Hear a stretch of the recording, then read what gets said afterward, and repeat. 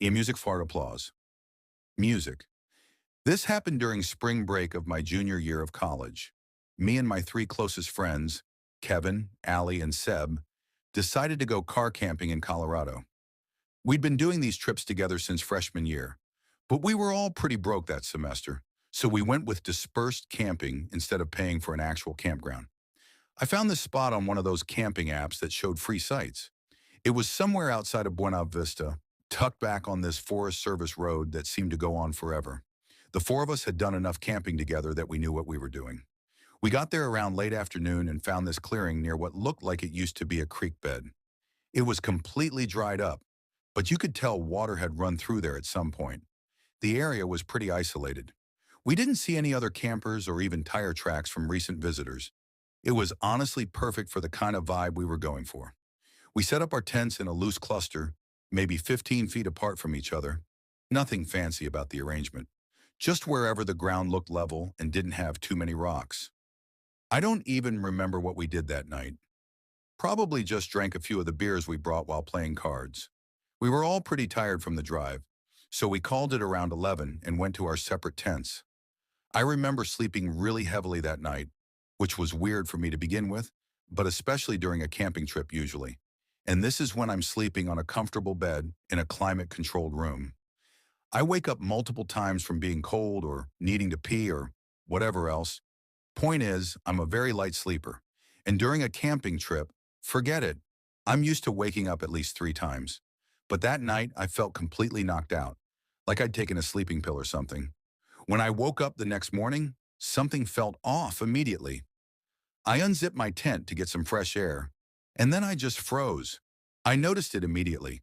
All four of our tents had been moved, like not ruffled or roughed up by an animal. Actually moved. They were arranged in this perfect square formation around a pile of stones that definitely hadn't been there when we went to sleep. Part of me felt like I was still dreaming. That's how bizarre and borderline unbelievable the sight before me was. Each tent had been relocated maybe 20 or 30 feet from where we'd originally set them up. But that's not really what freaked me out. The stakes were still perfectly secured in the ground, and nothing inside any of the tents had been disturbed. My sleeping bag was exactly how I left it. My phone was still plugged into my portable charger, and all my other gear was in the same spot. Nothing was missing from my tent, which I checked, double-checked, and triple-checked. I thought I was going crazy. I yelled to wake up my friends. Kevin was the first one to emerge from his tent, and I didn't even have to explain the situation to him. I could see on his face that he was experiencing the same confusion I was.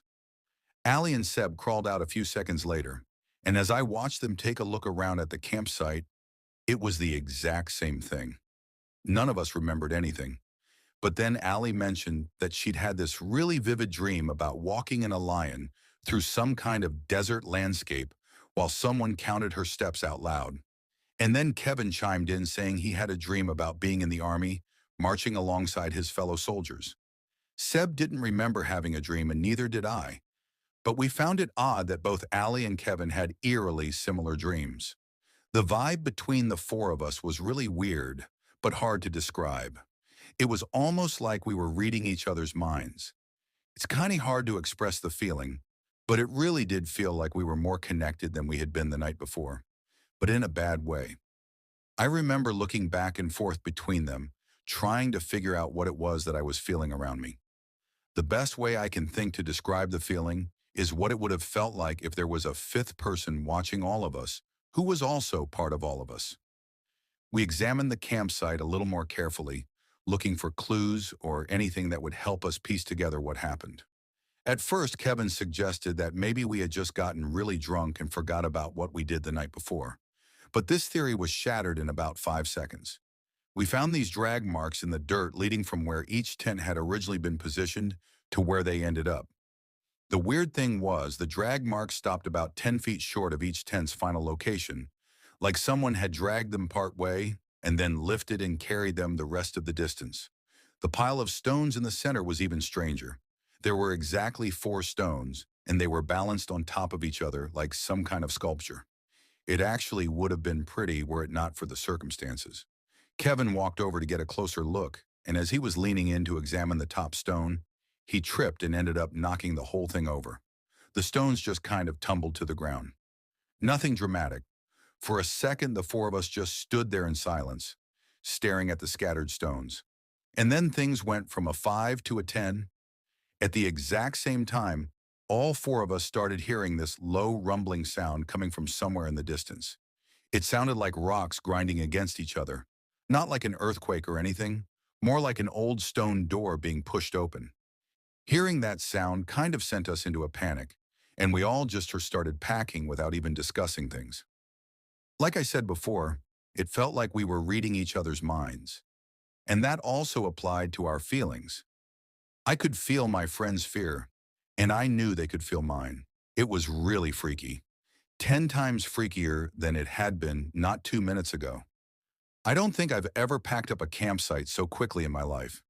Realistically, we were out of there in under 5 minutes, but it felt like an eternity in that moment. I'm not going to harp too much on what happened. I really don't like thinking about what happened that night, and I'm worried that if I think too much about it, it'll go from being a fever dream that sort of sits in the back of my mind to something more real. That was 5 years ago. Now, the four of us don't really see each other anymore, but I guess that's kind of how it goes as everyone gets older. Kevin moved to Denver after graduation. Allie's in grad school in California, and I think Seb moved to Chicago with his girlfriend. We keep in touch, but we've never really talked about that night since. Pre. My name is Simon. This happened last summer when I was 23. My girlfriend Cadence and I had been planning this camping trip for months. Just the two of us. No cell service, no distractions. We'd been together for about a year and a half at that point. And honestly, things had been getting a little stale. Not bad, just routine. We figured a weekend in the woods would be good for us. We picked a spot in the URI National Forest in North Carolina. I'd been looking at different locations online for weeks trying to find something that wasn't too crowded, but also wasn't completely isolated. The place I settled on was this campground about 3 miles down a Forest Service road. According to the reviews, it had maybe 6 or 7 sites total, and they were pretty spread out from each other.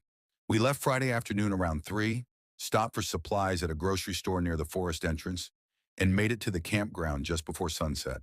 The road getting there was rough, lots of potholes and loose gravel, but my truck handled it fine.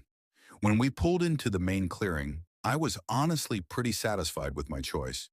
There were a few picnic tables scattered around, a couple fire rings, and the sites themselves were tucked back into the trees enough that you'd have some privacy. We drove around slowly, checking out the different spots. Most of them were empty, which was good. We passed one site that had a blue sedan parked there, but I couldn't see anyone around it. Cadence pointed to a spot at the far end of the campground, right where the road dead-ended into the forest. It had a decent clearing for the tent and was positioned so that the trees blocked the view of the other campsites.